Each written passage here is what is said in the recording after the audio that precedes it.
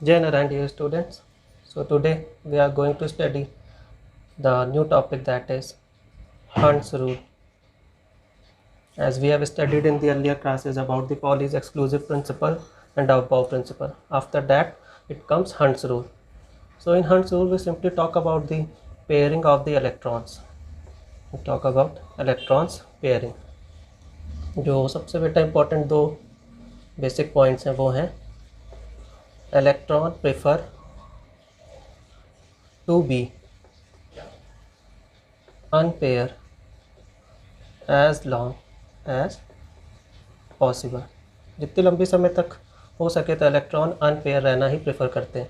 Second है electron in a subshell are paired only when all the orbitals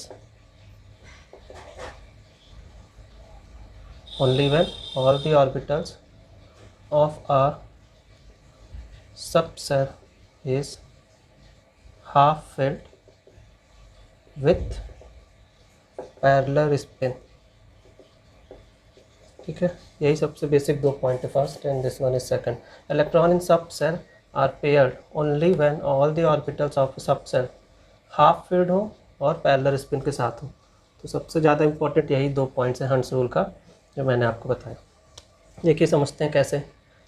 suppose 1s 2s 2p 3s 3p 3d 4s 4p 4d and 4f, ये हमारी कुछ terms दी हैं। तो हम इसमें filling कैसे करते थे, first second third fourth and fifth, इस तरीके से हम लोग फिलिंग करते थे इलेक्ट्रॉन की। एस ऑर्बिटल में हम कहते थे कि 2 इलेक्ट्रॉन्स फिल हो सकते हैं। पी ऑर्बिटल्स में टोटल कितने हो सकते थे, 1 2 3 4 5 6। डी ऑर्बिटल में 1 2 3 4 5 टू ज़ा 10 इलेक्ट्रॉन्स। ठीक है, एंड अगर एफ ऑर्बिटल की बात करें तो इसमें 7 आते थे, 1 2 3 4 5 6 7 टू ज़ा कितने इलेक्ट्रॉन्स फुलफिल हो जाएंगे यहाँ पे, 14। तो ये एस का है, ये पी का है, ये डी का है और ये एफ का। तो यहाँ तक आपको समझ में आ रहा होगा एस पी डी एफ की जो बात कर रहे हैं। तो अनपेयर्ड एंड पेयर क्या है, अनपेयर्ड अगर हम बोलें तो एस ऑर्बिटल में ये एक अनपेयर्ड इलेक्ट्रॉन है। अगर पेयरिंग करनी होगी तो इसका एंटी क्लॉकवाइज, देखिए ये पैरेलल स्पिन के साथ है, ये वाला आपका क्लॉकवाइज है तो ये वाला एंटी क्लॉकवाइज है। तो ये सेकंड वाला बताया था कि पैरेलल स्पिन के साथ दोनों आएंगे क्लॉक एंटी, और पहला बताया था कि अनपेयर्ड रहेंगे ज़्यादा लंबे समय तक। इलेक्ट्रॉन प्रेफर करते हैं अनपेयर्ड रहना ज़्यादा लंबे समय तक के। इलेक्ट्रॉन्स के इलेक्ट्रॉनिक कन्फिग्रेशन को अब चल रहे हैं चेक करने कैसे होता है। तो हम लोग क्या पढ़ने जा रहे हैं, electronic configuration of some elements. कुछ एलिमेंट्स का इलेक्ट्रॉनिक कन्फिग्रेशन हम लोग चेक करेंगे। सबसे पहले हमें जो याद रखना है वो क्या है, 1s2 2s2 2p6 3s2 3p6 3d10 4s2 4p6 4d10 4f block में कितने आएंगे 14 एंड 5s2। यहाँ पे ये जो 2 है ये s के लिए है, मतलब मैक्सिमम 2 इलेक्ट्रॉन s ब्लॉक में आ सकते हैं, 6 आपके p में आ सकते हैं मैक्सिमम, 10 इलेक्ट्रॉन्स आपके d में आ सकते हैं एंड 14 इलेक्ट्रॉन्स आपके f में आ सकते हैं। तो मैंने SPDF की जो वैल्यू होती है उसके अकॉर्डिंग लिख दी है। फिलिंग कैसे होगा, पहले 1s फिर 2s 2p then 3s then 3p and 4s then 3d 4p and 5s। इस तरीके से हम फिलिंग ऑफ इलेक्ट्रॉन करेंगे। इसका और सिंपल हम देखें तो सबसे पहले क्या लिखेंगे, 1s2 2s2, देखिए 1s2 2s2 2p6 3s2 3p6 4s2 3d10 4p6 and 5s2। तो 2s2 के बाद 2p6 then 3s2 then 3p6 then 4s2 then 3d10 then 4p6 then 5s2। तो यहाँ तक बेटा आप याद रखिएगा, इस तरीके से फिलिंग ऑफ इलेक्ट्रॉन्स हम फर्स्ट नंबर से। फर्स्ट हमारा हाइड्रोजन होता है, हाइड्रोजन को हम लिख सकते हैं 1s1, रिप्रेजेंट अगर करना चाहें ऑर्बिटल में तो एक स्पिन के साथ क्लॉकवाइज। सेकंड हमने लिया हीलियम का, हीलियम में 2 इलेक्ट्रॉन्स तो 1s2, मतलब एस ऑर्बिटल के दोनों क्लॉक एक एंटी क्लॉकवाइज फिल होगा। ये बना रहे हैं, ठीक है, समझते चलिएगा इलेक्ट्रॉनिक कन्फिग्रेशन के अकॉर्डिंग। थर्ड हमारा होता है लिथियम। लिथियम मीन्स थ्री क्या है, 1s2 एंड 2s1, मतलब s ऑर्बिटल का पहले में दोनों भरा रहेगा और सेकंड के s ऑर्बिटल में एक रहेगा क्लॉकवाइज, ठीक है। लिथियम हो गया। Hydrogen, helium, lithium. अब क्या आएगा, बेरिलियम। बेरिलियम में 1s2 एंड 2s2, मतलब फर्स्ट s का ऑर्बिटल फुल्ली फिल्ड होगा एंड सेकंड s का ऑर्बिटल भी फुल्ली फिल्ड होगा। बेरिलियम हो गया। बेरिलियम के बाद फिफ्थ क्या आएगा, बोरॉन। बोरॉन कब क्या हो जाएगा, 1s2 2s2 एंड 2p1, मतलब s ब्लॉक का फुल्ली फिल्ड, 1s का 2s का भी, एंड p में टोटल कितने होते हैं 6 में फर्स्ट वाला फुल्ली फिल्ड होगा, मतलब फर्स्ट जो पार्ट है इसका बोरॉन का ये क्या होगा, फिल होगा।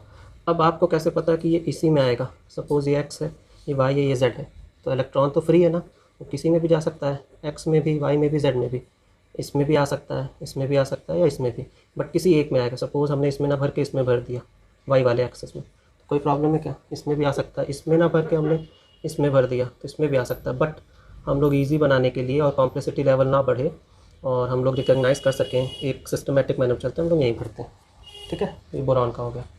बोरॉन के बाद हमने ले लिया कार्बन। 6 नंबर क्या आता है, कार्बन। कार्बन का 1s2 2s2 2p2, ये दोनों तो एज इट इज़ आएंगे। अब यहाँ पे हम लोग पी ब्लॉक के अंदर का फिलिंग केयर कर रहे हैं, मतलब फर्स्ट एंड सेकंड। अब ये यहाँ पे ना भर के इन दोनों पे पहले भर सकता था, इसमें भर सकता था, बट मैंने बोला ना एक सिस्टमेटिक मैनर में चलेंगे, तो हमने इन दोनों में ही भरा, तो कार्बन हो गया। देन 7th क्या आएगा, नाइट्रोजन। नाइट्रोजन का 1s2 2s2 2p3, S block का सेम रहेगा, तो वो हम फिर से रिपीट नहीं करेंगे, हम केवल पी ब्लॉक का बना लेते हैं। पी ब्लॉक में अब देखिए आप 3 है मतलब 1 2 एंड 3, क्लियर है यहाँ तक। देखिए आता है हमारा एलिमेंट, वो होता है ऑक्सीजन। ऑक्सीजन में अब क्या होगा, 1s2 2s2 and 2p4, 8 total हो गए। पी वाले में 4 आ रहे हैं, मतलब पी ऑर्बिटल्स मैंने बनाए 1 2 3 1 2, पहले हाफ फिल करेंगे, इसके बाद पैरेलल स्पिन के साथ सेकंड वाला भरेंगे, मतलब ये देखिए एक्स वाले में कितने आ गए आपके, 2 आ गए, ये वाई है और ये जेड है, ठीक है। ये हो गया ऑक्सीजन का रिप्रेजेंटेशन।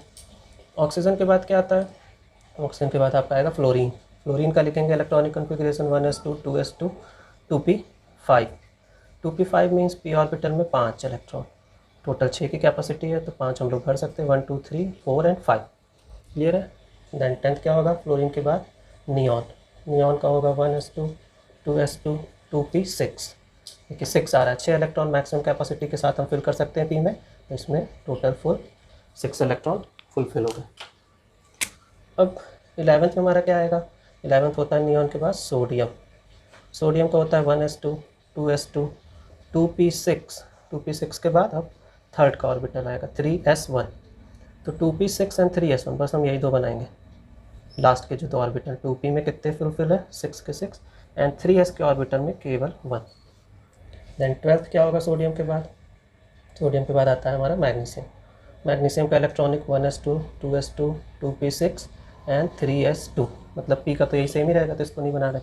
अब 3s में 2 इलेक्ट्रॉन फिल होंगे, ठीक है। उसके बाद आप 13 14 15 16 17 18 का, इसको आप लोग खुद से करेंगे, try to do by yourself. इतने का इलेक्ट्रॉनिक कन्फिग्रेशन आप लोग खुद से निकालेंगे। पोटेशियम का जब हम लिखेंगे तो क्या होगा, 1s2 2s2 2p6 3s2 3p6 and 4s1, मतलब लास्ट जो आ रहा है s के ऑर्बिटल में बना है। देन 20 पोटेशियम के बाद आपका आएगा कैल्शियम, ये सब सेम रहेगा, और लास्ट में हो जाएगा 4s2, मतलब लास्ट के 2 ऑर्बिटल में 4s के 2 फुल्ली फिल्ड हो जाएंगे, तो बना दिया। 21 कैल्शियम के बाद क्या होगा, स्कैंडियम। स्कैंडियम का भी यहाँ तक तो सेम होगा, 4s2 होगा एंड 3d1, तो ये देखिए 4s का ब्लॉक बना दिया 2 एंड d के ब्लॉक में कितना फुल है, केवल 1। फिर 22 स्कैंडियम के बाद क्या आएगा, टाइटेनियम। टाइटेनियम में भी सेम रहेगा, 4s2 and at the last 3d2, ठीक है। तो s ऑर्बिटल में देखिए 2 एंड d वाले में भी 2 1 एंड 1 2, पहले हाफ फिल करते हैं then fully fill. Then 23rd क्या आएगा टाइटेनियम के बाद, टाइटेनियम के बाद आएगा वैनेडियम। वैनेडियम में भी सेम सब चलेगा, स्टार्टिंग में लास्ट में 3d3 आएगा, मतलब यहाँ पे 2 और 3 p ऑर्बिटल के हाफ फिल्ड 1 2 एंड 3, यहाँ तक तो बेटा सब क्लियर है। अब जो 24th आपका है वेनेडियम के बाद क्रोमियम। क्रोमियम का इलेक्ट्रॉनिक कन्फिग्रेशन करते हैं हम लोग, देखते हैं क्या होता है। 1s2 2s2 2p6 3s2 3p6 4s2 and 3d4। देखिए 2 4 6 10 11 12 12 और 6 18 18 और 2 20 20 और 4 24 24 आ गए। 24 आ गए। इसका जब हम लोग कॉन्फ़िगरेशन करेंगे तो ये कुछ इस टाइप से बनेगा। 4s2 में 2 एंड p वाले में 1 2 सॉरी d ब्लॉक है ना, देखिएगा ये p ऑर्बिटल में भर रहा था, d ऑर्बिटल बेटा, d ऑर्बिटल में 5 लेते हैं। ठीक, तो इसको करेक्ट कर लीजिए। 1 2 3 4 5। ठीक है, 1 1 2 3 4 5, तो यहाँ पे 2, फिर 1 2 3 4 5, यहाँ पे 1 2 एंड 3 एंड यहाँ पे d ऑर्बिटल में कितने आ रहे हैं 1 2 3 4 5, 1 2 3 एंड 4। अब हंट्स का रूल एक हम लोगों ने पढ़ा था ना कि हाफ फील्ड ज़्यादा स्टेबल होते हैं बजाय हाफ फील्ड, अगर ऑर्बिटल्स आए तो वो ज़्यादा स्टेबल होते हैं। तो आप देख रहे हैं यहाँ से एक इलेक्ट्रॉन एक्साइट होके इस वाले ऑर्बिटल में जा सकता है। ठीक है, और यहीं से हमारा क्रोमियम एक एक्सेप्शन केस है। ये हमें याद रखना पड़ेगा कि क्रोमियम का ये कन्फिग्रेशन ना होके लास्ट में क्या चेंज हो जाता है 4s1 3d5, ताकि ये ज़्यादा स्टेबल हो सके। अब जो इसका बनेगा कन्फिग्रेशन वो यहाँ पे 1 हो जाएगा और यहाँ पे 1 2 3 4 5 1 2 3 4 एंड 5। देखिए ये हाफ फील्ड ऑर्बिटल्स हो गए जो हंट्स रूल ने कहा था। तो इसको याद रखिएगा, ये बहुत इंपॉर्टेंट है। कहा था ना मैंने, यहाँ से अब चालू हो रहा है। क्रोमियम एक एक्सेप्शन केस है जहाँ पे ऐसा हो जाता है, मतलब हाफ फील्ड ऑर्बिटल्स हो गई सबकी और ये ज़्यादा स्टेबल है। तो इसका कोई फिक्स्ड रूल नहीं है, इसको भी याद रखिएगा। कोई fixed and hard and fast rule नहीं है। केवल 30 एलिमेंट्स तक ही हम लोग एक्सेप्शन को समझ सकते हैं। इनके जब हम एक्सेप्शंस को चेक करते हैं तो वो इजी नहीं होते पता लगा पाना। वो इसलिए क्योंकि वो एक्सपेरिमेंट के थ्रू, केवल जब हम लोग एक्सपेरिमेंट्स करते हैं उसके थ्रू ही हम पता लगा सकते हैं। ठीक है, क्योंकि हायर एटॉमिक नंबर यहाँ से आ जाता है। एक्सपेरिमेंट से हम लोग ऑर्बिट की एनर्जी लेवल को चेक करते हैं और उसके अकॉर्डिंग हम इलेक्ट्रॉन का चेक करते हैं कि वो किस ऑर्बिट में जाएगा, इलेक्ट्रॉन किस ऑर्बिट पे जंप करके जाएगा। तो यहाँ वाला बेटा क्रोमियम का आप लोग समझ गए होंगे। ये वाला इसका कन्फिग्रेशन ना होके ये वाला इलेक्ट्रॉनिक कन्फिग्रेशन। क्रोमियम के बाद 25 नंबर पर जो हमारा आएगा वो है मैग्नीज। मैग्नीज का भी स्टार्टिंग का तो पूरा सेम होता है, लास्ट में 4s2 एंड 3d5। ठीक है, 4s2 एंड 3d5, 1 2 3 4 5 2 3 4 5। देखिए यहाँ तो सिंपल है, यहाँ तो हम कुछ और नहीं कर सकते। दैन 26 मैग्नीशियम के बाद आयरन होता है। आयरन का भी सेम है यहाँ तक, 4s2 एंड 3d7। ठीक है, सॉरी 3d6। इसको भी हम जब करेंगे तो 1 2 और यहाँ पे जैसे कि पहले फिल करें 1 2 3 4 5 1 3 4 5 एंड यहाँ पे 6। 26 के बाद 27 आयरन। आयरन के बाद क्या आता है कोबाल्ट आता है। कोबाल्ट का भी यहाँ तक का सेम होगा, 4s2 and 3d7। S block का भी सेम होगा, केवल डी ब्लॉक का हम लोग देख ले रहे हैं। 1 2 3 4 5 6 एंड 7। देन 28 आपका आएगा कोबाल्ट के बाद निकल। निकल का भी यहाँ तक सेम होगा, 4s2 3d8। अब मतलब जो आपका डी ब्लॉक है उसमें टोटल कितने 8 इलेक्ट्रॉन्स, 1 2 3 4 5 6 7 8। देन 29 आपका आया कॉपर। अब कॉपर का देखिएगा क्या होता है, 4s2 होना तो ये चाहिए एंड 3d9। चलिए अब इसको बनाते हैं हम लोग। एस ब्लॉक में 2 फिल्ड हो गए एंड डी में कितने आ रहे हैं 9, 1 2 3 4 5 1 2 3 4 5 6 7 8 एंड 9। अब ये जो कॉपर है ये भी आपका एक्सेप्शनल केस है। पहला हमारा किस पे आया था 24 पे आया था, that was our chromium. Chromium and copper ये दोनों एक्सेप्शनल केस है। इसका देखिए और मोर स्टेबल इलेक्ट्रॉनिक कन्फिग्रेशन क्या हो सकता है। फिर वही चीज़ होगी, यहाँ का एक इलेक्ट्रॉन जंप करके इस वाले ऑर्बिटल को भरेगा, लास्ट के डी ऑर्बिटल को। तो यहाँ हाफ फील्ड हो गया 1 1 2 3 4 5। अब देखिए 1 2 3 4 5 6 7 8 9। ये तो था आपका क्रोमियम का, बट यहाँ का ये जो एक इलेक्ट्रॉन है वो जंप करके कहाँ आएगा, वो यहाँ पे आएगा। तो ये भी फुल्ली फिल्ड हो जाएगा। ये क्या हो गया फुल फिल्ड ऑर्बिटल हो गया, फुल्ली फिल्ड ऑर्बिटल हो गई, ये ज़्यादा स्टेबल होता है। तो आपका एक कॉपर एक्सेप्शनल केस था, दूसरा क्रोमियम था। इसके बाद आप 30th जिंक का कर लेंगे। जिंक में कोई दिक्कत नहीं है, सब कुछ सेम रहेगा, 4s2 एंड 3d10, मतलब s ऑर्बिटल में 2 एंड जो आपकी d ऑर्बिटल है उसमें 10, 1 2 3 4 5, तो 1 2 3 4 5 6 7 8 9 10। आई होप बेटा स्टार्टिंग के 30 जो एलिमेंट्स थे उनके इलेक्ट्रॉनिक कन्फिग्रेशन करना आप लोग हंस रूल के अकॉर्डिंग समझ गए होंगे। कॉपर एंड क्रोमियम ये दोनों एक्सेप्शनल केस होते हैं, तो इन पे हमें थोड़ा सा ज़्यादा ध्यान देना है और इन्हीं दो चीज़ को ध्यान में रखना है। So thank you student.